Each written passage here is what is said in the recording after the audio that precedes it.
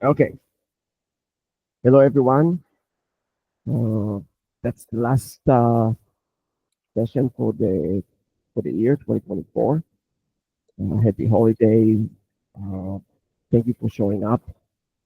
We have kind of an interesting set of uh, information and things to share with you.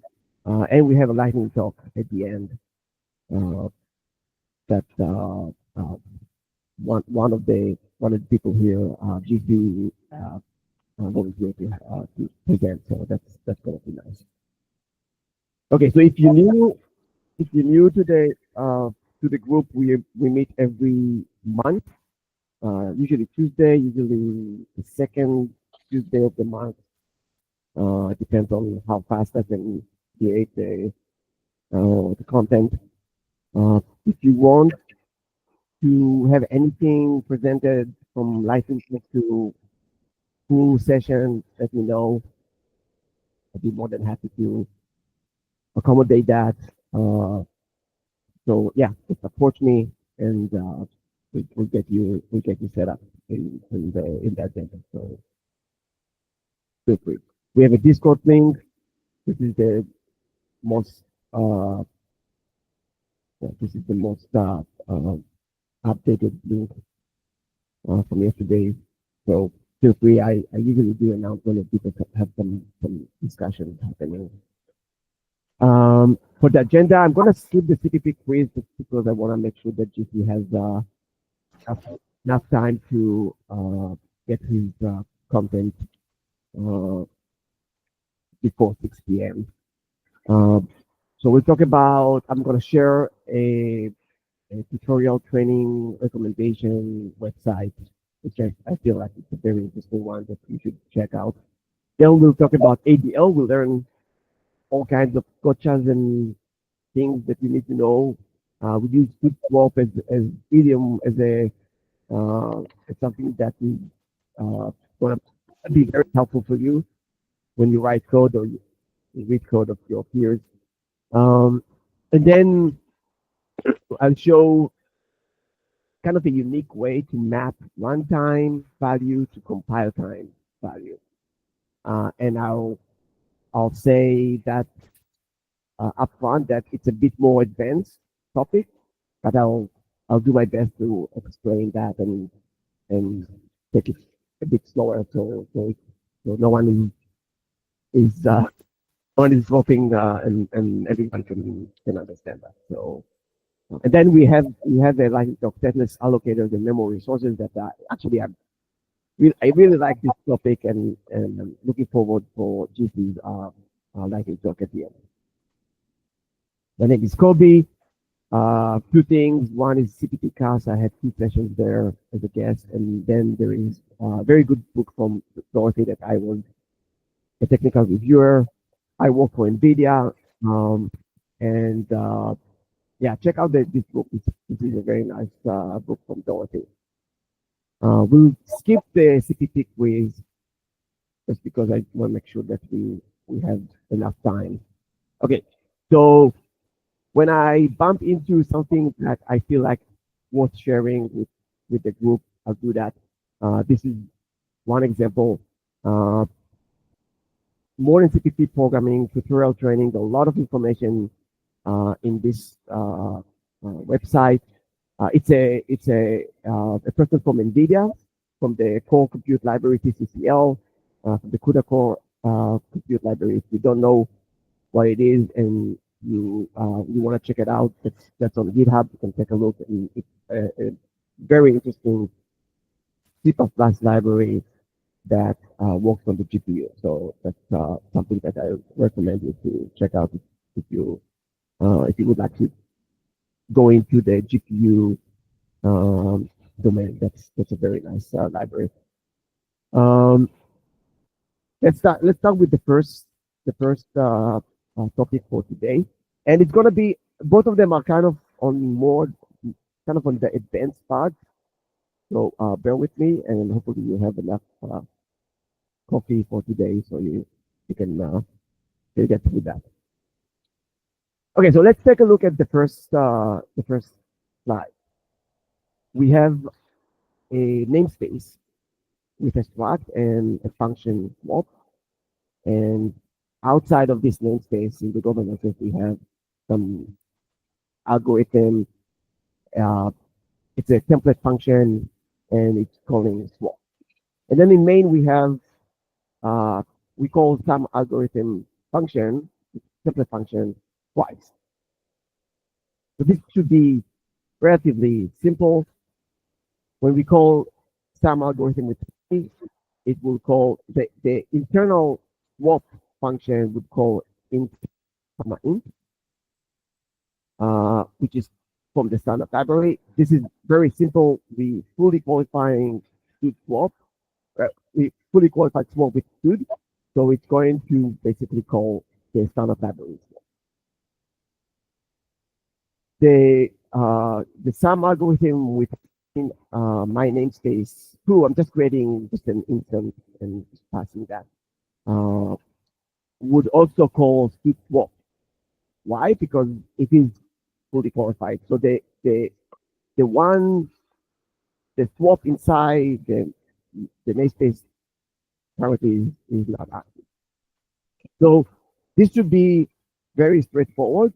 The rules are very simple. If you qualify std swap with std, if you qualify swap with std, it's going to call std swap.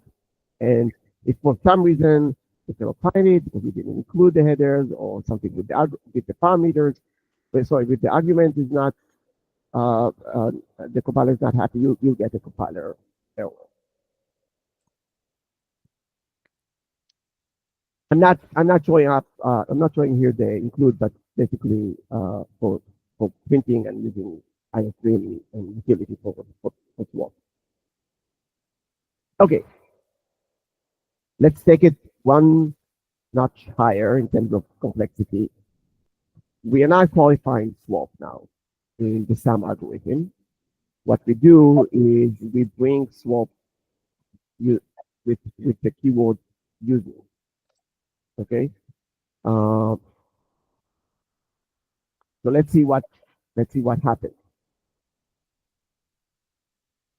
when we call sum algorithm with three. That's easy.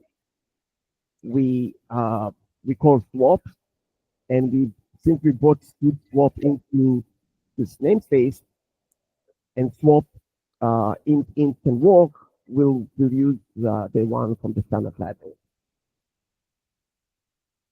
But what happens with the second call to sum algorithm? What do you think?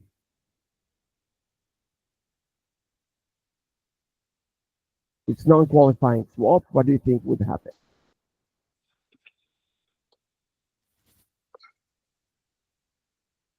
It's going to call the one on the namespace, the other one. Yeah. Why?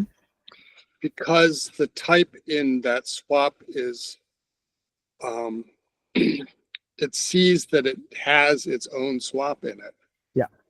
So it's exactly what's happening. So as long as F1 is of type which has a swap function that meets the qualifiers, the first argument, then that swap is qualified as coming from the type of F1.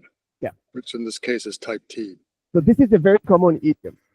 We do the following. We bring std swap with the using. So in case we can use std swap, we use std swap, but if the type in its namespace has a swap, so it might be a better swap. So this is where ADL, the argument dependent lookup, kicks in. And argument dependent lookup, the way I see it, it's like more interfaces, more API to your class type. So the idea is that you define the function, in this case swap, in the same namespace as true. So what happens, the compiler would add that as a candidate, and would since it's a better candidate, it's gonna pick it up. So that's a great um, uh, functionality of the or feature of the language that you should be aware of and use it, especially in generic code, generic library. This is template usually. That's generic code happens. I will say that if the using and the call aren't on the same screen, it's sometimes unclear when you're just reading the Yeah, code which yeah, one's going to happen. yeah. So that's a good point because ADL there's a lot of confusion. Gray areas? Yeah, exactly. There's a confusion. So uh, like why like how can you use it like in general? So take a look at this uh, very simple snippet of code. So I'm using std vector and I'm using swap without actually qualifying. So how come I didn't like it's compiling and finding there is no std swap. So what happened is that ADL kicks in, vector is in namespace std, and since ADL kicks in, it would look for swap inside the standard library. I mean, I included something that has the swap, one of the include thing it's in utility. So that's where the magic happens. So you should remember that if once ADL kicks in, and this can happen anywhere in your code when you call the standard algorithm, you can use ADL and can kind of make your code shorter because you can rely on ADL. Whether or not it's confusing, sometimes that's a different story. It depends.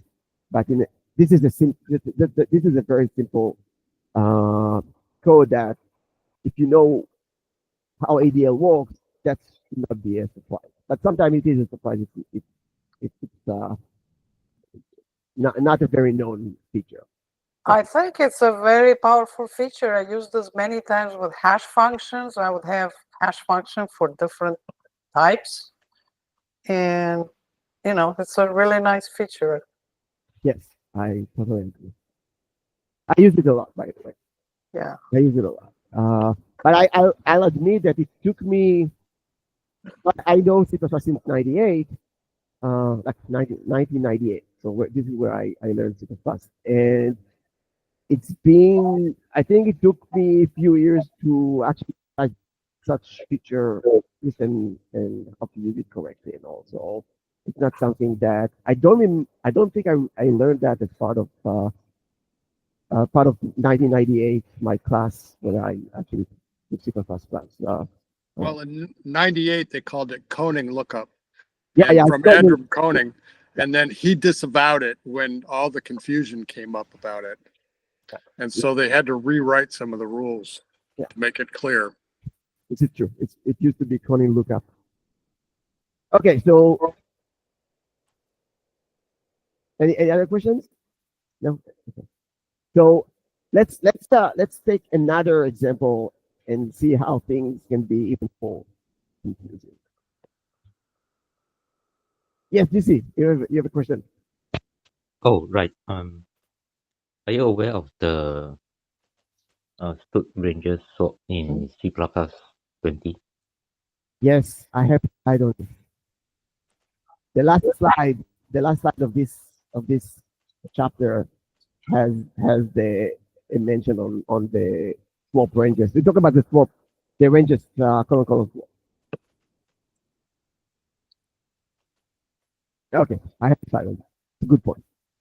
That's even more confusing. let's wait for the slide.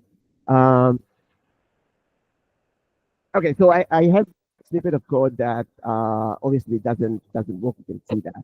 So let's see what happens. So I have a struct foo, it's in the global namespace. I have a anonymous namespace with apps function that takes to ref, and then I have a template. Just named it go. It brings to apps and to call it. So the first call to go on line 20 works. That's not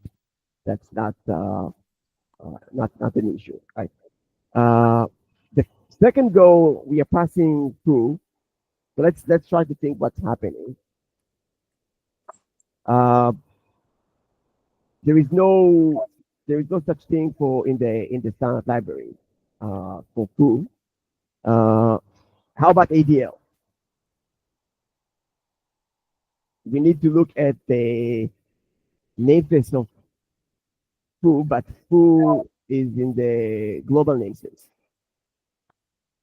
So the global namespace, not to be confusing with anonymous namespace. Anonymous namespace they have, it's basically, if you look at CPP Insight and similar, there is some name to this. You just don't see that, but there is something, and it's different from the global namespace. Uh, so so this doesn't work. The yeah, I think you need to have template on the absolute function as well. sorry, come again? The abs function, the absolute function, is not a template. Yeah, deliberately. Yeah, deliberately not a template. That's actually it's a real life problem that someone had, and I'm just going through the problem itself and solutions. There are a few solutions. I should just one again. Uh, yeah, the apps is not a template right now. And it's deliberately like that. Uh, there was a need to have that as a non-template. But you're right, it is a template in the sound library. Okay, so let me see. Okay, so that one. So we talked about why it's not working. That's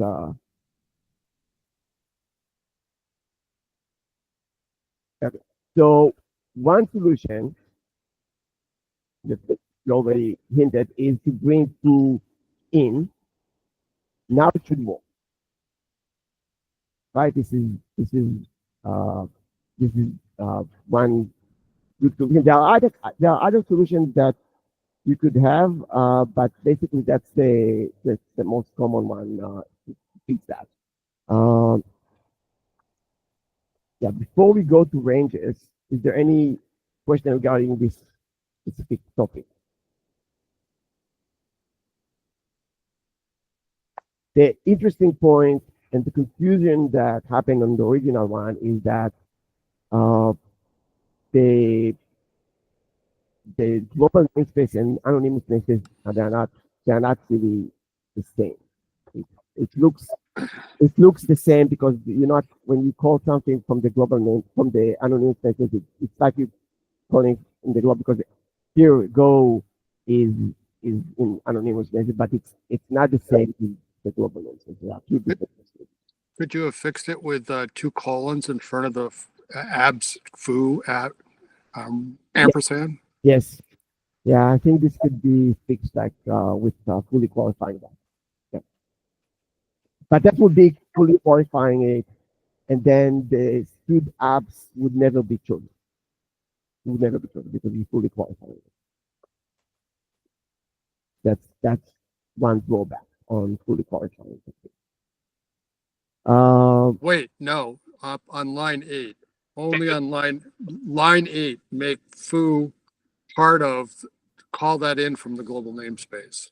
Can you zoom in? Can you zoom in a little bit? This is difficult. Yeah, very difficult to see. yeah, I'm sorry. I realized that just now that it's I in order to zoom in, I will need to actually I need to edit that. But so Hit the control key, roll the mouse button. one second. I don't know if you guys can zoom, but I can stop sharing and fix it if that makes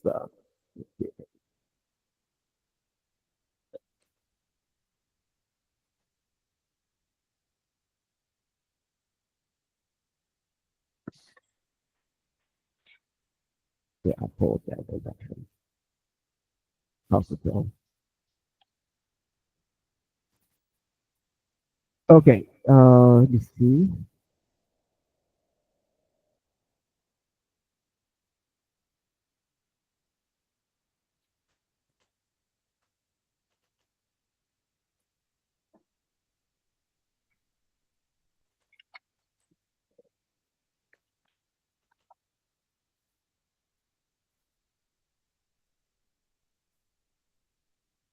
Is this better? Or it's still, I just made it a bit bigger. No. No?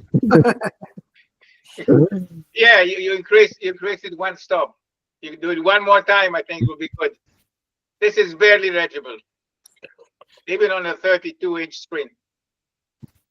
Yeah, I have. But this is my. But you know what I can do? Actually, what I can do, which actually is a good idea. Give me a sec. I can open it in Compiler Explorer. And that I think would be. Don't you have a zoom button there or something that increases? I thought you guys. Control plus increases the font usually. Yeah, 1 second. I think what I can do is just Normally, just hold the control key and roll the mouse. here. Is this better? Oh, that's better. Yeah. Yeah. Now we can see. All right. Now we can read it. So, yeah, I apologize for that. So, Jerry, you said something. Right. I was wondering whether on line 8, if you fully qualified foo to be an external version right there. Oh, I see. You've got two. You have two foos. If you, instead of putting line 6, bringing it into the anonymous namespace, left it out in the global namespace, but fully qualified in line 8 that it was coming from the global namespace, would it then find the correct ABS on line 14? So, line 14, it still doesn't find it. Okay. Yeah, that would not be the issue. I think the issue is coming from here. It's not even seeing these apps. It doesn't see that. Because this is a different namespace than That's because you're having SCD apps and not the apps from there. You want the apps from the namespace. Yeah. Yeah. That's the problem. Okay, the next thing that I wanted to say that someone already mentioned, if you already mentioned, let me just go back to is ranges. So if we go back to the swap path, ranges doesn't have this. So swap has this issue where we need to bring that in order to get this idiom. Ranges swap doesn't have that. And why? So ranges swap is something else than what when I investigated back then when I was reading about it. Swap, ranges swap, sorry, is what we call CPO. It's not something that is well known. I think Eric Nibler was the one coining that terminology. Customization point object is basically an object. It's a function object, basically, that interacts with some program-defined types. So it's not just a simple function, but it's basically a function object, not a function.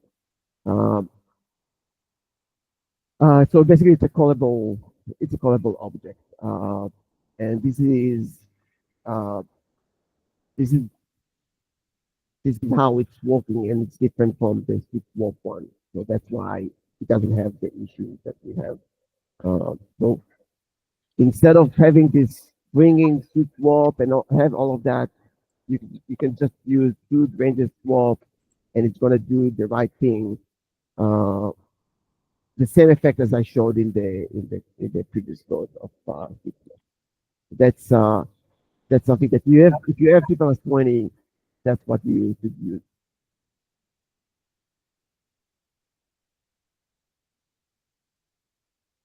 More resources for that.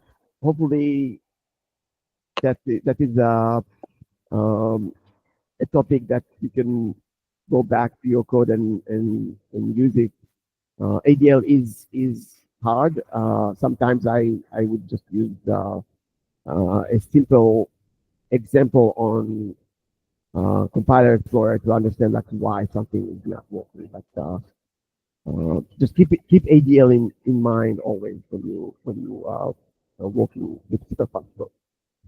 Okay, the second item for today is um, a way for us to take a runtime value and to map it to some compile time value. This is something that you sometimes need, but it's, if you think about it, like how do you do this? How do you take some runtime value? You don't have the, it's not a const expert, it's not something like that, and from this runtime you extract a compile time. So let's just imagine you have a set of X number of integers that you might get in runtime. Let's say you have 1, 2, 3, 4, 5, and each of them, when you get the number, you want to map it. You want to map it into a compile time value. So there are a few ways to do that. I'm going to show one. And here's an example. So the original code has a runtime value n, and this n can be, if it's less or equal than 5, I want to call a template function with a constant 128. If it's less or equal to 10, it's going to be 256, and the rest will be 512. So again, there are multiple ways to do that. I'm going to just show one way. If you have another way to that you can think of, we can discuss that at the end of the slides. Is there any connection between the 5 and 10 and the 128, 256, and 512? Are they related some logically, or they just happen to be by coincidence? So there is coincidence. There is some logic that says there is no, other than a specific algorithm that says when you have 5, I want you to call function, the template function that is accepting non-template type parameter with a specific value. So it's two size t, whatever. But other than this, there is no, you cannot derive anything special.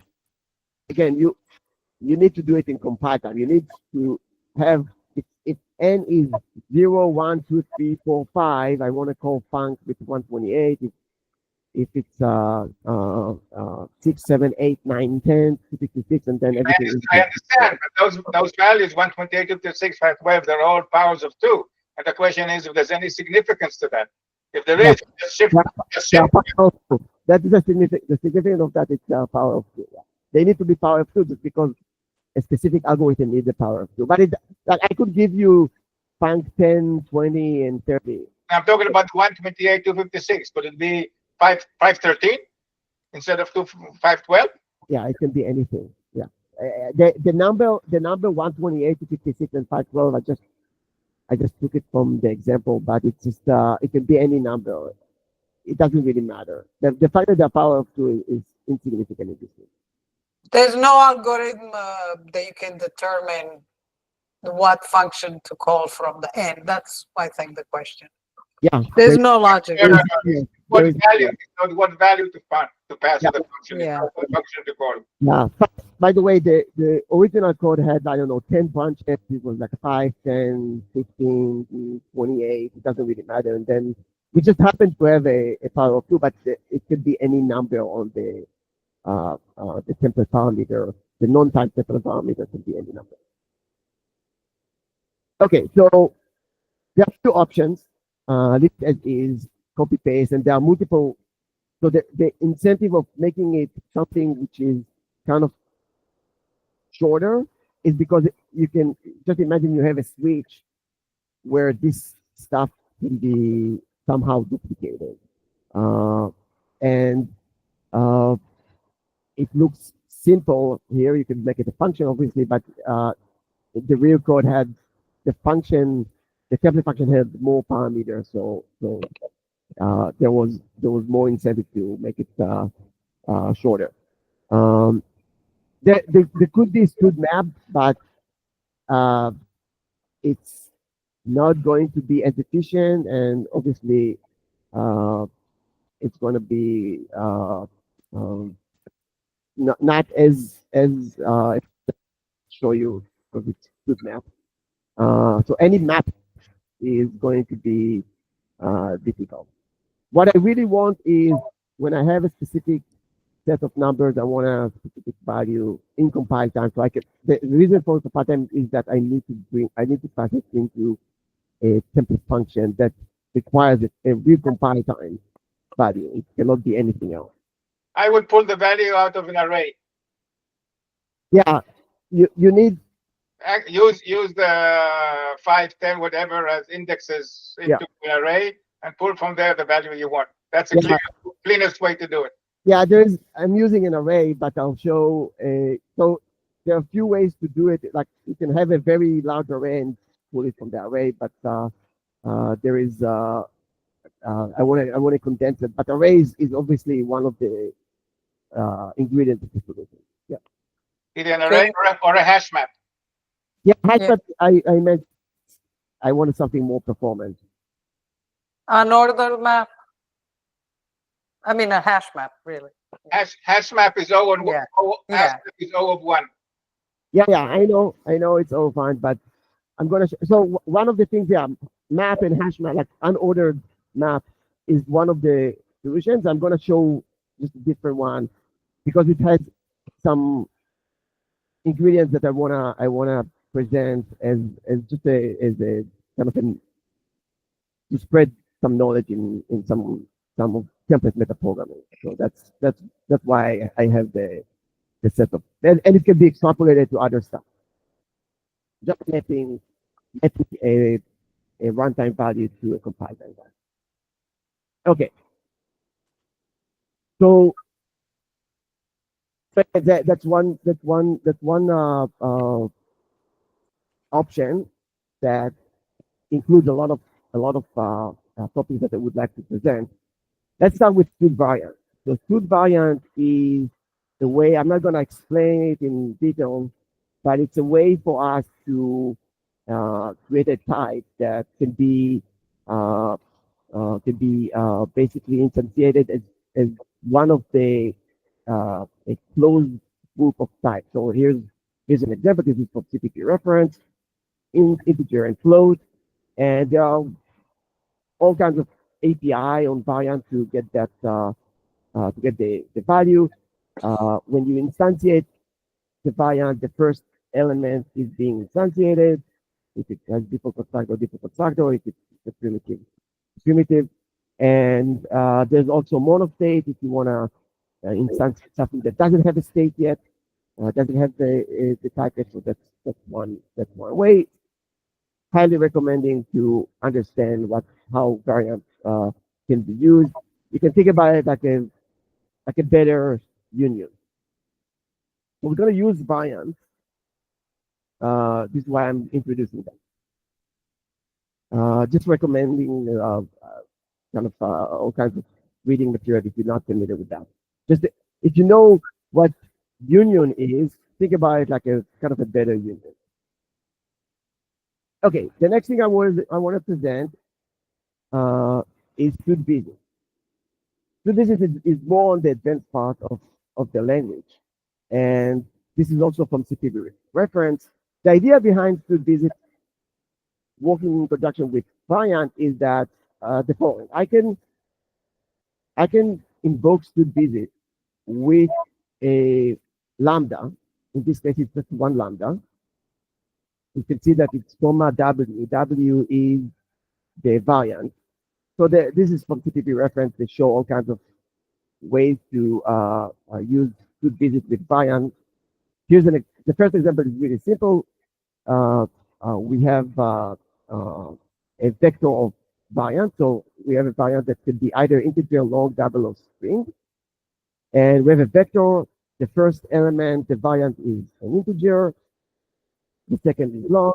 It just happens to be the same order, but doesn't have to be. It's just a vector of these variants. And then we loop over the vector just to demonstrate what can we do with the speed digit and variant. The auto here is a polymorphic lambda that we got from 2014, and it's a forwarding reference.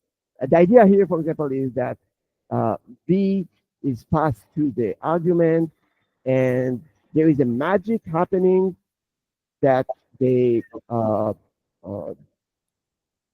right type is instantiated because this is a template, so all the options are there. And to see out, would print the value that is in the variant. So we'll print 10, we'll print 15, 1.5, hello. Just imagine this is basically a template. This is a more the last two visit is a more advanced one where they basically have a each const expert. Just imagine that this auto is basically a template. So there is a code for each of the variant type, and the each const expert basically leaves us with just one type for each of these copies. So that's basically should be it. Yeah, it's kind of the advanced part of the language, especially with variant. Further down the road, there was another improvement to this one, and there is this idiomatic overloaded struct. And the whole idea here is that we could use to visit in a more terse syntax. So here's how it works. This v is basically a variant. The variant, so this is a vector. It has 4 variants. Each variant has a different type and a value, and we just iterate over that. This overloaded, you can think about it like a class or a struct with multiple callable functions, because lambda is a callable function, and magically each v that we pass, because we iterate over that, goes to the right function. So when we have 10, it goes here auto. So auto would take anything that is not double or string. So we have integer and long. So they would go into this template. Double go to double and string go to string. So that's basically the idea behind split digit. This is a super powerful C++ construct. It is on the advanced part, yes. But it's very, very powerful.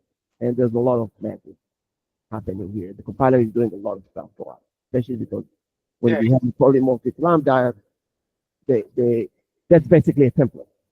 It's very powerful, but anybody who wrote this a week ago and sees it today will have to scratch their head again. I really like this. I do use this overloaded thing in my own code, and I use it because I use it in like as a replacement for some types and like functional languages, because like these are just basically case switches. So I think it's a pretty cool feature. But do you know if there's any like performance overhead of like, I don't know, what goes on when you compile this kind of overloaded struct? So I can't really talk about every possible scenario, but I can tell you one thing. So one of the links that I posted, let me see if I posted that. I think maybe one of these links has an example of state machine using good digit. But I did work with the group and I moved them to use good digit and overload, and they came back to me and say the code is running faster than they used to have if else and different contact action instead. So they came back running faster. So I have one example. Obviously, I can't really talk about every single use case. I also, just like Jonathan said, I also use it when I need that. Uh, it is powerful. I agree that it's more on the advanced parts of people. So I understand Johnny saying this is going to be hard for people to read. About scratching your head, at least for me, I'm used to read this code, so it's not.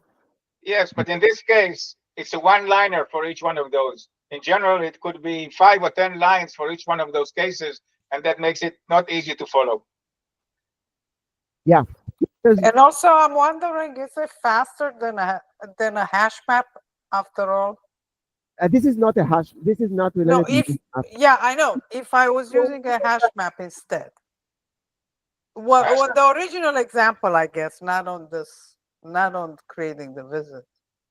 This is Oh. different. This is different. Yeah. It's two different things.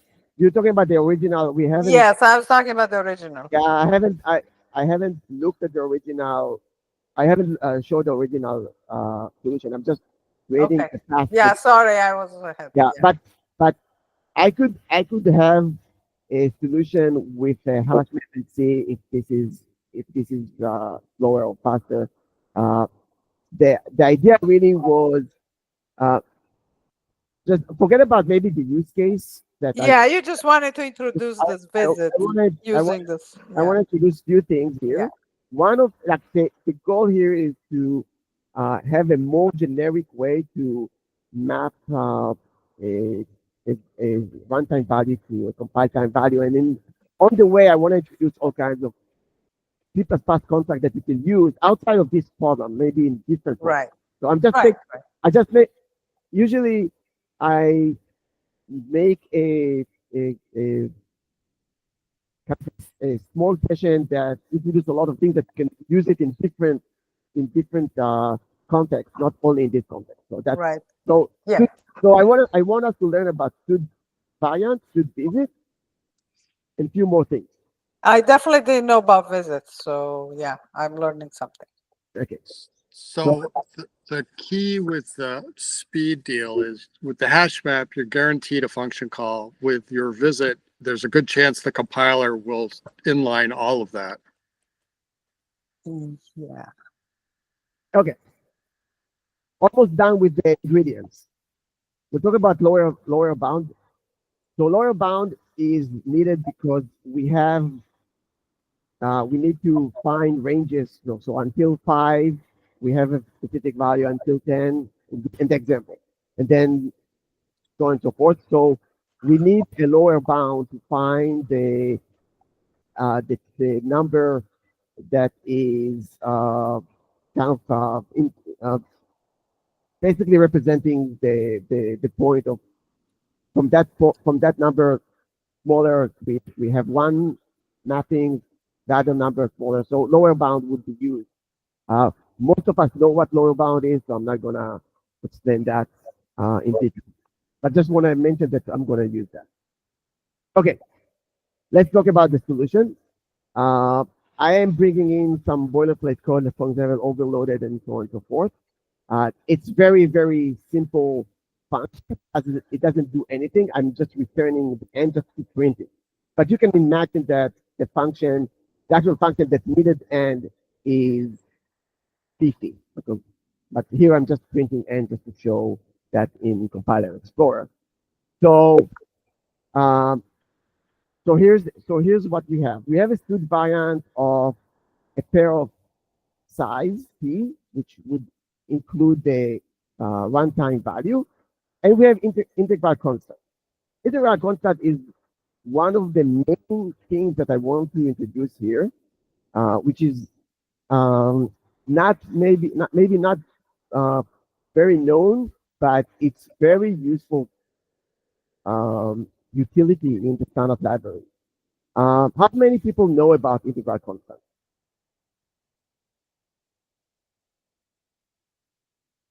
No, not a lot. Like, okay, so integral constant is a great utility that creates a type from a specific value, for example. It's being used a lot in type trace in the standard library. Here, I'm basically creating different types from numbers. So 128 and 256, they are integer. They are the same type, but putting them into integral constant make them a complete different type. If you heard about tag dispatching, it's being used also in tag dispatching. Very, very useful concept. Okay, so I have a variant that I introduced. Now I have an array with three variants. This is in this example, 5, 10, and the maximum numeric list. So 128, 256, and 5. Well, again, the fact that they are power of 2 doesn't really matter. It's beautiful to have power of 2. That's it. And now the actual function that is doing the whole heavy lifting for us. So n is coming from runtime. Someone called the function call, and it's using stood visit with the array. Yeah, someone said something. Okay. So stood visit that is past the array n, and then we basically call the function with p.second. So the idea behind p.second is that the integral constant is a constant. So p.second is a constant value. So this is important because that's the only way we can actually call function with a specific constant inside. So this is integral constant. Now I show that I'm actually calling the function call with n, but how did I get into n? So I get into n by having a function that actually finds in the array what is the location of the value. So this is definitely a, a binary set that needs to happen. Just like Jerry said, if you just have this is just a kind of an add-on, but if you just have a simple mapping, you'll be stopping in good variant and good visit. But I needed to basically have a search in the array. So again, this is one example. This is where the overload is used. So lower bound would give me so the middle is, let's say, 8. The lower bound would give me the value that I need in the array. So basically the index in the array that I can pass, because that's basically the runtime value, and calling the function call with the runtime value would kick off that part. So the important part is this one. This is where you basically take a runtime value and index it into the array and get stood visit, give you the constant, and then you can call the function. But once you have the constant, you can do whatever you want with that. The function is just the template function is one example. This is something that just shows how I actually extracted the value the value from the array of the stood variant. I actually piggyback the value 5, 10, and numeric in the array here, and just get the index. The index was passed to the as a runtime to n here, and then from that point it's all stood digit and stood variant. Okay, so my goal here, yeah, there are multiple ways to do that, but my goal here was to introduce a few things for you to at least go back and research. Integral constant is one of them. The overload idiomatic that was introduced in between 17. You can see it a lot. Std visit and std variant. So all of that is something, and lower bound. Obviously, lower bound is something that's always nice to know about. All of these ingredients are what I wanted to show, just as an example in one solution. There might be other, there's always other ways to do that, but I really want to introduce all kinds of template metaprogramming into this solution. I want to show how it looks like with O3 on this 14.2. This is with optimization. Yeah, the compiler sees a lot of stuff, so it looks tiny. Here's another example of metaprogramming. I'll do it very quickly so GC can have his lightning talk. This is another metaprogramming that I wanted to show, like generic programming. How do you solve this kind of repetition?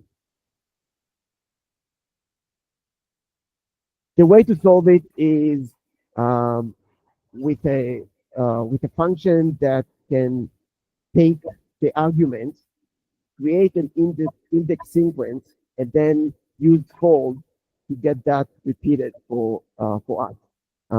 The one thing that I wanted to kind of show and present here is make index sequence that provide us an index sequence of 0, 1, 2, 3, and so on and so forth. We pass that into this function, just a helper function. The I here is what is the sequence that we created.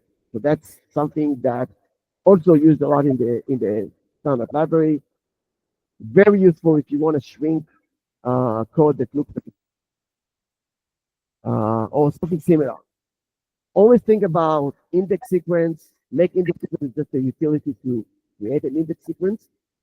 Always think about it if you need to create a generic code with an index sequence that you need to use for some repetition. So that's another thing that I wanted to show, and it looks very tiny with optimization. Okay, so GC, you're next. I'm gonna stop sharing. You can take over.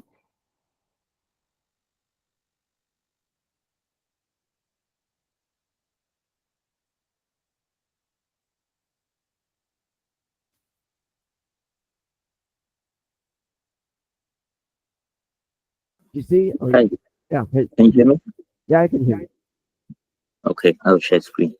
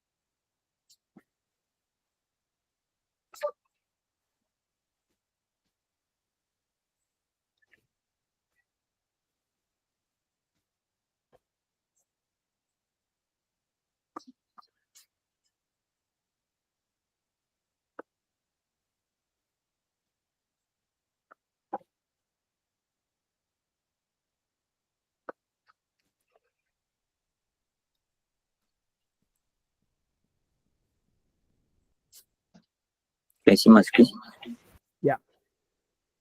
But you see Okay. example of of that. Wait, something. Oh, Yeah. now it's Oh.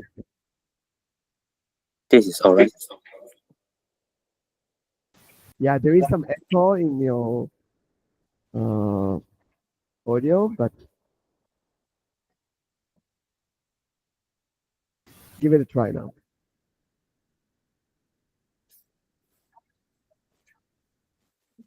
Okay, let's start. So, my title is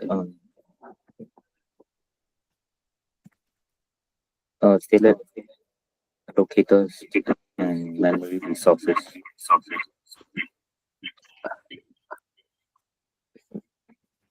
I think I need to switch off.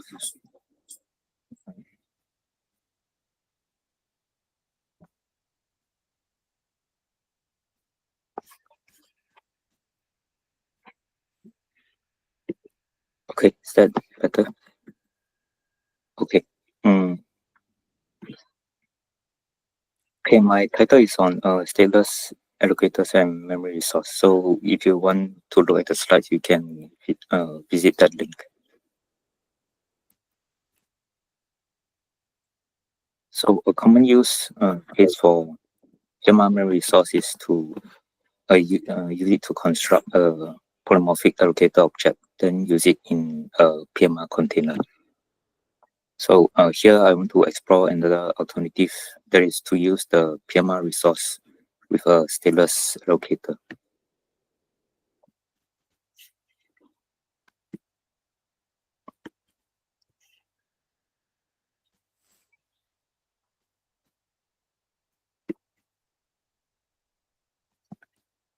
Oh, okay, sorry, I'll move on. Okay, so why should you care about this? Some containers do not need type erasure on the allocator type. So for example, when you have temporary containers that are used within a block scope, that block scope could be in a for loop. And also there is reduced refactoring effort on existing code to use memory resources, because stateless allocator do not need a allocator instance. And you can also eliminate the space and computational overhead associated with a stateful allocator. So the space refers to the pointer from the polymorphic allocator to a pointer resource, and the computer overhead is the polymorphic cost that the stateful allocator will need to use. Okay, I'm currently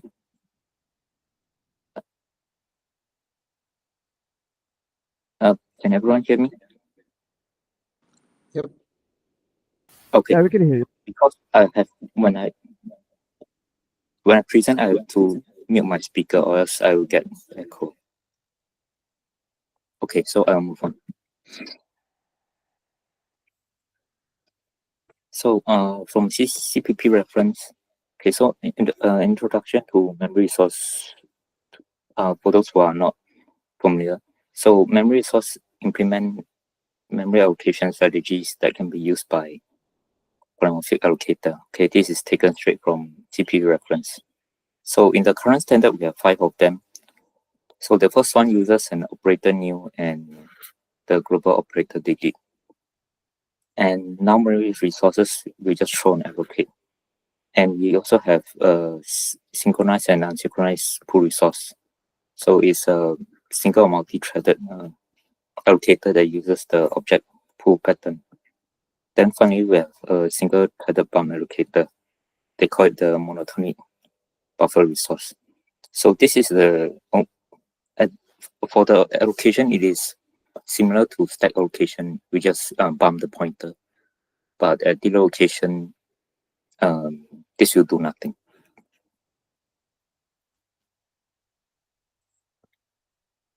Okay, so, PMR containers. So PMR container PMR container is a container where its allocator type is polymorphic allocator. So to use PMR vector as an example, you can see that it's defined in terms of stud vector with the allocator template element changed to the PMR polymorphic allocator. So PMR polymorphic allocator can be thought of as a wrapper for memory resources.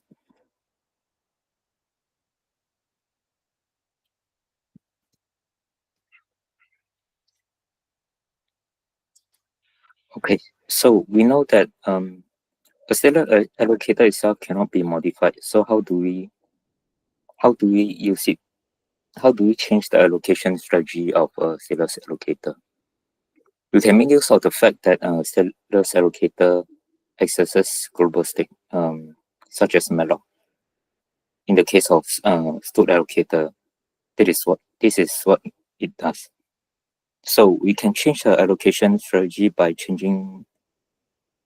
modifying that global state. So one of the more popular way is to replace the malloc and free.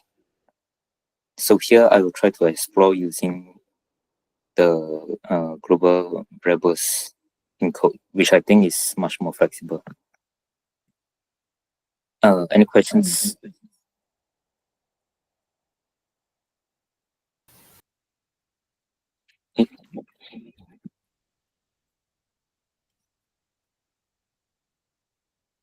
Can everyone hear me? Yeah, no question. Okay, sorry, because I have to mute my speakers when I'm talking. Yeah. Okay. Yeah. So how do we implement this stateless allocator? So first we implement a stud allocator. Then next we define a global pointer to a memory resource. Finally, we go to that implementation of stud allocator we have, and we modify the allocate and deallocate member functions to use that pointer for allocation and deallocation. Okay, so this is the implementation of allocator. It is a header only, and it's 45 lines of code. I shall not go into the details here. Yeah, but if you want to take a look, yeah, you can look at the slides. So using stateless allocator with memory resource. So how do we use it? Step one is the same as how we'll do if we are using a PMR container. So first we have to construct that memory resource object. But then we'll use that global pointer that we have defined earlier to point to this object. Then to use it, we change the allocator type of the container to this stateless allocator type. Okay. There's a real example that can be used to demonstrate this method. So which is to make the PMR permeate the normal JSON parser. So this is a homework assignment set by Jason Turner on his PMR series in his YouTube channel, Stateless Weekly. And there's also a feature request from a user to use memory resources in their containers. So in the video, Jason said that he refactored the normal JSON to make it accept polymorphic allocators, but he observed performance regression. And he attributed it to the fact that he might not have refactored it properly to get all the containers to accept the memory resource that he was passing in. So when I use this technique of stateless allocator with PMR memory resource, and I do not need to modify the normal JSON, I can observe a 30% decrease in pass time. So this is obvious that it's much more easier to refactor the code for stateless allocator. So how does this compare to PMR containers? Yeah, okay, so number one is less refactoring of existing code. And second, when we have multi-level containers, if any of the container inside the multi-level container is not allocator aware, the allocator instance will not be passed down. So we can see we have a stud vector or stud array or stud string. So stud array is not allocator aware. So when we pass down the allocator instance, stud string will not get it. So that for this stateless allocator, there's no extra pointer space compared to polymorphic allocator. And fourth, since we are not using any polymorphism, we can help the compiler devirtualize all the virtual function calls that we have. Okay, this is the most important difference between stateless allocators and polymorphic allocators, is that there's no type erasure, so interoperability will be reduced. Okay, so I did a few benchmarks. The benchmark is taken from CPU reference, so these benchmarks basically do repeated pushback on Stateless. So the first one I did was on 3 allocators that are based on the global operator new and delete. So I use stud allocator as a baseline, and the polymorphic allocator with PMR new delete resource as the memory resource, and also the stateless allocator with a new delete as the memory resource. So we can see that the virtual call, the cost of virtual call can be observed here, as in is for the polymorphic allocator is 1.6 times the time required to run either of the two. So the next I also ran on monotonic buffer resource. So the difference here is even bigger. So it's 2 times the gains with stateless allocator versus polymorphic. So we can measure the. Okay, so what I'm trying to say here is that the virtual function calls, the penalty is measurable, but of course, this may not be significant in a real world program because real programs doesn't do allocation only. Okay. Yeah. Okay. So this is. So can you go back to the stateless? So you have a stateless allocator example. Which one? So when you're looking at the stateless, okay. I'm looking at the one. So PMR has monotonic and all of that, right? Right. You have PMR has multiple. This one. PMR has multiple memory resources type. For example, there's new and delete. There's monotonic. Yes. I use monotonic. I play with monotonic and spin-up. So what you're saying is that, first of all, Jason tried with stud PMR and he saw a decrease in performance, right? Yeah, and he said that the reason was because although he could make it compile, making it compile doesn't mean that he has refactored it correctly to allow the polymorphic to permit all of the containers. Yeah. So when you say stateless allocator, like, can you give me an example? I'm very familiar with the PMR, but when you say stateless allocator. Actually, this slide has there are lots of vertical slides with the code examples. But since it's a short talk, so I presented only the top. But to take a look at what, okay, the most basic usage will be here. Okay. So this is monotonic. Right. Override, okay. And so yeah, so this is, so GC allocator is something that you created, right? Yes. Oh yeah, the implementation is here. So step 1, I implements to allocators. Yeah, with the API. Okay. And Step 2 is to create this pointer, global pointer. Then step 3, I use the global pointer to allocate and deallocate. okay, so MR, go up to it. What is MR? MR is the pointer. Yeah. MR is the pointer to the memory resource. Okay, okay.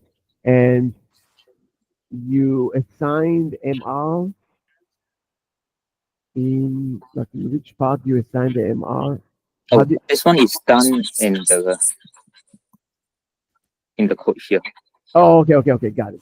Okay, now I understand. Yeah. Okay, thank you. So basically, you're still using PMR under the hood. It is PMR, but you avoid the virtual functions because eventually it's monotonic pattern resource internally. Actually, I should say both approaches, the PMR container and the stateless, we are using the memory resource, right? And the main difference is that I use a stateless allocator, but for PMR container, it uses a polymorphic allocator. Yeah. Okay, thank you. That's interesting. I actually really like the PMR one.